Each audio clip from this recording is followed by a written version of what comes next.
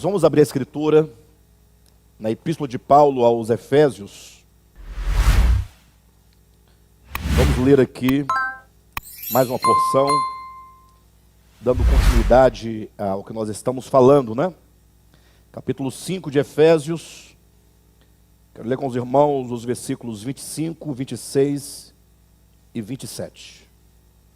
Maridos, amai a vossa mulher, como também Cristo amou a igreja e a si mesmo se entregou por ela, para que a santificasse, tendo-a purificado por meio da lavagem de água pela palavra, para a apresentar a si mesmo igreja gloriosa, sem mácula, nem ruga, nem coisa semelhante, porém santa e sem defeito. Amém? Queridos, essa epístola, a epístola de Paulo aos Efésios, ela trata acerca do supremo propósito de Deus, tendo Cristo como o centro desse propósito, e tendo a igreja, ou que seja o conjunto de eleitos e predestinados que juntamente com Cristo, enquanto herdeiros com Cristo, são chamados para com Cristo, juntamente com Cristo, cumprirem o supremo propósito de Deus. Então imagine só que é uma epístola muito rica, muito profunda, uma epístola cujo conteúdo é muito espiritual. Quando eu falo muito espiritual, não significa que os demais livros sejam pouco espiritual, não é essa a relação que eu quero que os irmãos tenham. Quero dizer que muito das escrituras tem muito fator histórico envolvido, muitas narrativas enquanto a construção de um enredo para chegar no ponto da palavra a ser dita e a ser revelada.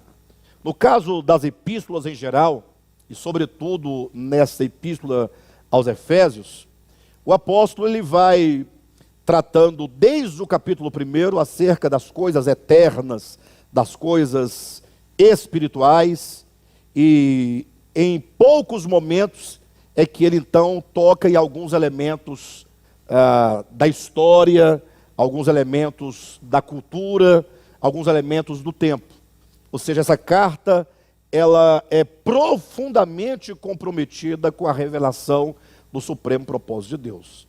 Os irmãos, agora imaginem comigo, pense por um momento, que o capítulo 1 de Efésios fala que Deus elegeu e predestinou a sua igreja para que ela possa ser constituída o corpo de Cristo.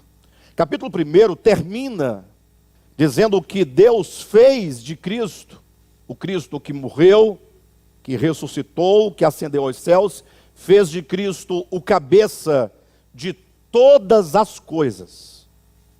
E para que a igreja, então, pudesse fazer parte desse propósito, é dito que Deus constituiu agora a igreja o seu corpo, a plenitude daquele que a tudo enche em todas as coisas.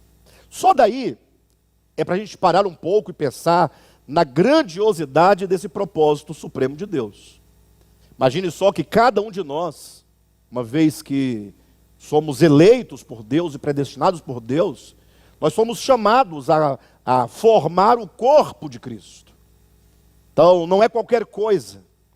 É uma revelação muito profunda, é um projeto divino muito grande. De modo que se nós olharmos para nós mesmos, nós chegaremos a nos questionar. Puxa, será que nós chegaremos nesse ponto de tamanha ou de tal edificação a ponto de sermos feitos plenamente corpo de Cristo?